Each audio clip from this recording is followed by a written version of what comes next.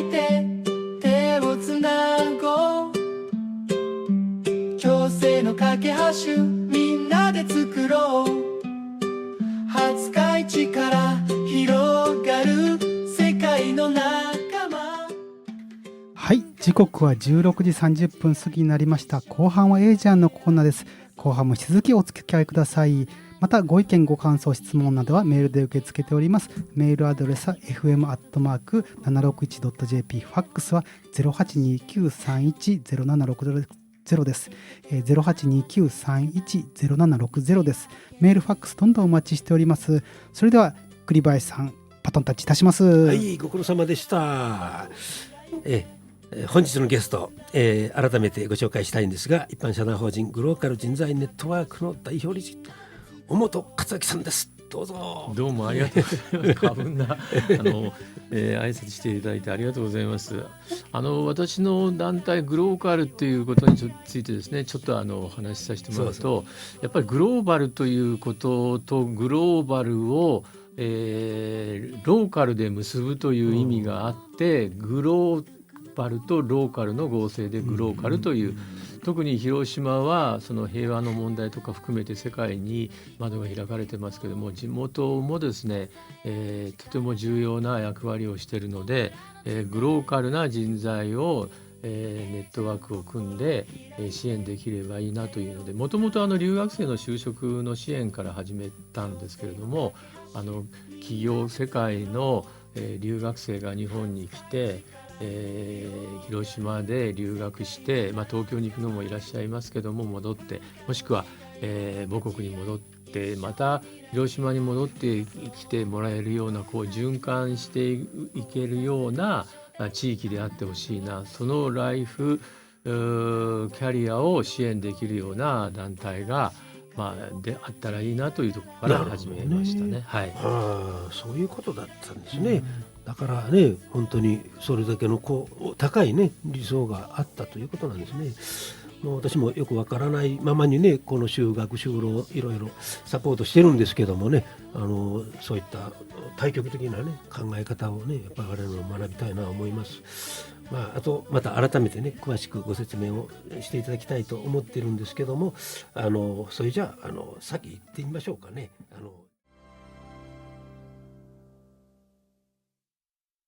How to 日本暮らし。はい、いつものようにね、在留外国人と、関係者の皆さんに役立ちそうな情報を、コンパクトにお届けをいたします。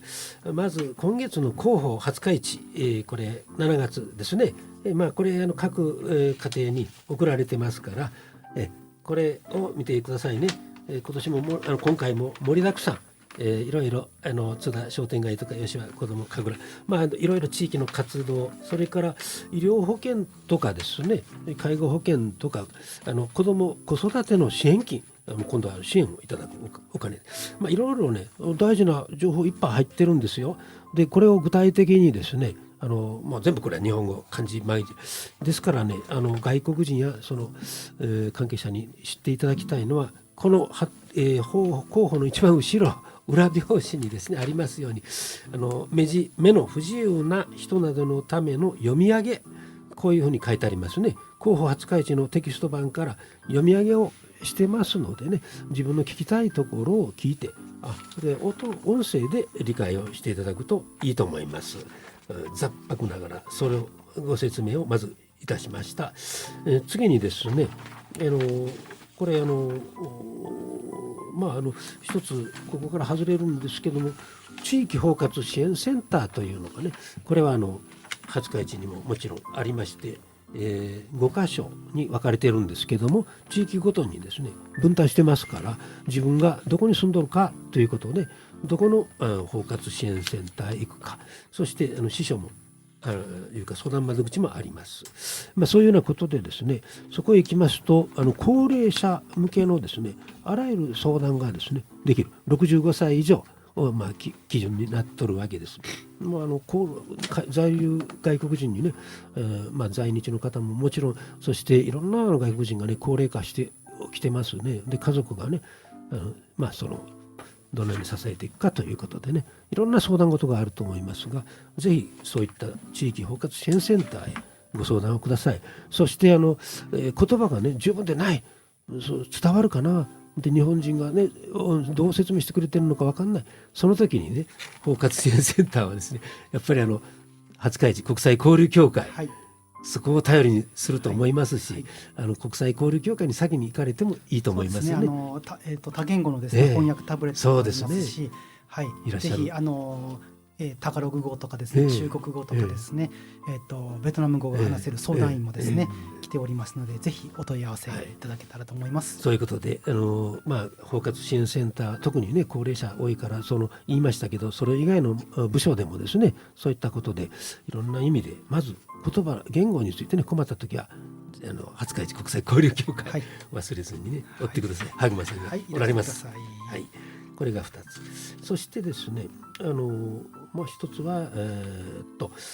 この報告ということになるんですけども、簡単に申し上げますと、さっきも話題になった、今月の、8日8日から12日の間は廿日市市美術ギャラリーでね、多文化共生廿日市展をやりました。でその間でですね、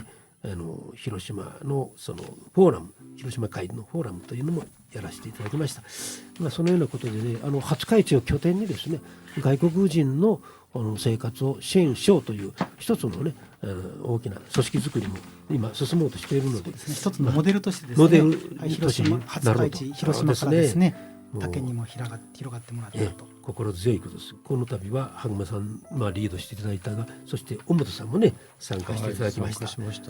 何かねそのお話もあとさせていただければと思うんですが、さて、そろそろですね本題の留学生の就労の話に、もう一度戻りたいと思うんです。私どもがねこの辺は分かっとらんのです。A ジャンの方はですねいろんな在留資格で来とられる、中高年の人多かったんです。であるいは子どもさんですね。で留学生それはあんまり苦労せんだろうと、留学生だからね日本に馴染んでるし日本語はレベル高いしね、そうしたらそうスイート就職していくんじゃないかと、あんまりここに止めてなかった、そうですよね。どうなんでしょうか。本当留学生は、例えば日本の大学にですね、留学するということになると、やっぱり日本語力が、いわゆる試験的にチェックされますよね。N2 以上でないと、やっぱり講義講座にですね、ついていけないというのは、そういったある程度入り口のところで日本語力が確かめられているので、そういう意味では栗林さんがご支援されているような留学生でない方の方がよほどですね、就労についてもですね、生活支援についても大変だと思いますよね。専門学校生とかですね。そうですよね。なかなかね。そうですね。専門学生になるとまだ日本語を勉強している過程なので、そうなると多少ですね、やはり制度的に例えば広島県も含めてですね、学校教育ではできないところを制度として支援できるような、そういう団体とか、国際交流団体とか、そういうところが必要ですよね。やはりここでの日本語支援っていうのですよね。でもそれでも小本さんがそうやって注力してね一生懸命やってこられたその理由が知りたい。それはね、私がたまたまというか広島国際センターにある留学生活躍支援センターというところのですね、仕事としてやったので、私としてはですね、その一環の中で留学生の支援ですから、それはある意味で制度として広島県が設計して、いち早くですね、そういった形で外国人支援を始めたというのが、これが素晴らしいと思いますね。進んでたいうことですか。はい、そうですね。私がこの仕事をしたのが2011年からその前の5年間は経済産業省でのですね、仕事をですね、広島県の外郭団体のところの、ところでやってたんですけれども、それで2011年に留学生支援センターを全国にでもですね、先駆けて作ったんですよね。その当時モデルとなるところが福岡県の留学生センターであったりとか、大分ですね、別府にですね、別府にはアジア太平洋大学という立命館の大学があって、とてもたくさんの留学生が来てたというので、全国で3番目にですねその行政として組織を立ち上げたというのがやっぱりとても画期的だったと思います。すごいな。そういう経緯がね。だからその当時はですね全国から各市町市町の行政の方がですね、よくその、視察に来られましたよね。なるほど。で結果もう全国にそういったその組織が展開されて、今では外国人留学生の支援はですねいろんなそのベストモデルがたくさんできましたね。群馬県とかですね、群馬県はじめ、静岡もですね含めて名古屋も含めてですねとても発展したと思いますよね。だからそれでニーズがね全国にあるということはその留学生をどういう面で支えるんですか、その日本人が。それは留学生は例えば就職だけじゃないですよね。生活支援、例えば住宅のですね、やっぱり住宅がその保証人の問題とかありますから、そういった問題とか、それから第一にはやっぱり言語日本語をですね喋れるような機会も作ってあげれるというのもありますけども、生活支援、それから就労支援、そうですね、そういう意味では奨学金も出しますよね。なので国というよりもやっぱりその留学生においてもその各その行政県とか市が、積極的にですね特色を生かして、ゆくゆくはやはりそのせっかく留学したんですから、母国に帰ってもらうんではなくてやっぱり広島でですね、東京に就職するという例が非常に多いのが課題でしたけども、やっぱりその地元の大学のところで働いてもらうということになると経済効果がですね、卒業後もあるわけですから、そういうところがありますよね。留学生もね広島県から出ていくのがね多いということを、ね、いやもう本当正直なところ就職率で県外はですね、もうそれこそ6割7割ぐらいはですね、県外、県内になかなかなんとかならないのかって、それはね外国人だけじゃなくてね日本人も含めて、流出が、広島はですね、広島カープもそうなんですけどね残念ながらねいい選手がね、出て流出してしまうとですね、私は広島カープ現象と思ってるんですけどやっぱり何かこうもう一工夫ねあったら、せっかく3つもねベスト3に入ってた広島、そういうリーダーだったのにね、なんとかならんもんですかね。やっぱりそういう大学生だけじゃないと思いますけどね、外国人の資質というかね、能力というかね、これやっぱり生かさないと損ですよ。本当にね、とんでもない能力持ってる日本人じゃね及ばないものもありますから、私はそのことを実感しましたから、これをなんとかね生かしていく、それがね地域づくりになると思いました。よくね、だからあれですよね、大学だけが中心になる、またその、県が中心になるとか、産業界だけという、この産学が連携したね、産学官が連携した、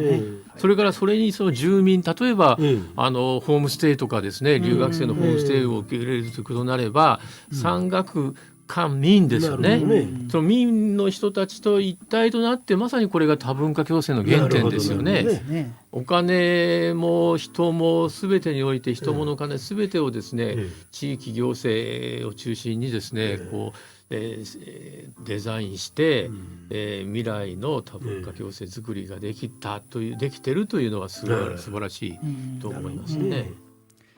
非常に廿日市はね、宮島もありますしね。そう、私は先ほど冒頭言いましたように、味名台に住んでるんですけど、看護大学、日赤看護大があるんですよね。だから介護の今、それこそ栗林さんが言われたように、介護人材のね、そのなんて言いますか、需要が非常に高いというような中に、そういった大学もあるわけですから、廿日市はですね、そういう意味では教育とかいう部分もあるわけですよね。ですから、そういったその総合的な支援がね、ハードの面ではハード面に限らず、ソフト面のですね教育的な支援ができているような体制ができればとてもいい町になると思いましたね。私もね、今散々逆さまハローワークとかね逆さま町内会とかいろいろ変なこと言ってますけど、やっぱりその本人の能力とかね、資質というものを先に出して、企業からねその求人情報を見るんじゃなくって、自分から PR する場がね YouTube でね発信とかね、そんなことしてほしい。手元にねそういう情報いっぱいライブラリで入れればね、日本人の現場の労働者とか農家の方とかね、いろんな人がね、この人来てほしいな、手伝ってほしいな、そんなのがあるんじゃないかと夢を持っております。はい、ありがとうございました。特に他にはないでしょうかね。いや曲の紹介もう本当ね、私は栗林さんの先ほどの逆さまハローワークもねとても共感してますよ。むしろ教えてもらいたい、逆さまハローワークの本質というかですね、それを教えてもらいたいぐらいで、これ次回にまたこれでじゃあそろそろですね、はい曲を入れていきたいと思います。お願いします。これがね、AI で作りましたですね、いいじゃんテーマソングワールドカップスタイルです。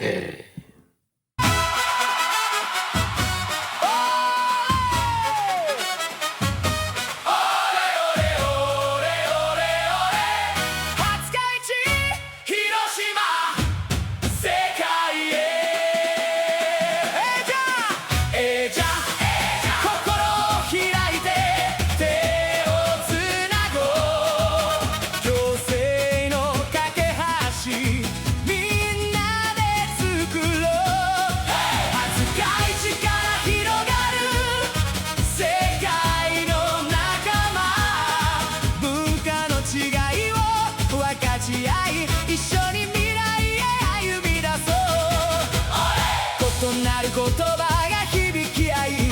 笑顔の輪が広がるとき、心の壁を壊してみせよう。手と手を合わせれば道は開ける。じゃん心を開いて手をつなごう。共生の架け橋みんなで作ろう。広島から広がる世界の仲間、文化の違いを分かち合い、一緒に未来へ歩み出そう。地域の声に耳を傾け、共に育むこの場所で、トラブルだって乗り越えていこう。支え合う力が僕らの力。じゃん心を開いて手をつなごう。共生の架け橋みんなで作ろう。廿日市から広がる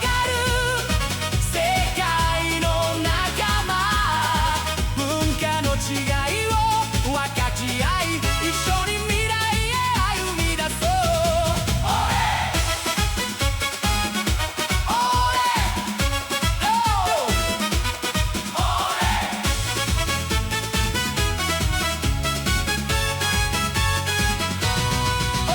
いろんな夢が交差する場所で、あなたと私がつながる。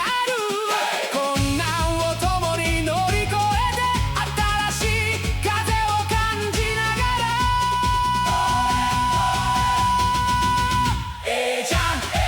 心を開いて手をつなごう。共生の架け橋みんなで作ろう。広島から広がる世界の仲間、一緒に支え合い、困難を乗り越え、未来を明るく照らしてゆこう。じゃん心を開こう。共生の中で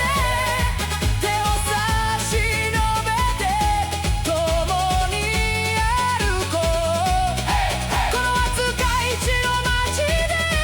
愛を育てながら、明日の希望を作り出そう。オレオレオレオレオレ廿日市広島世界へ。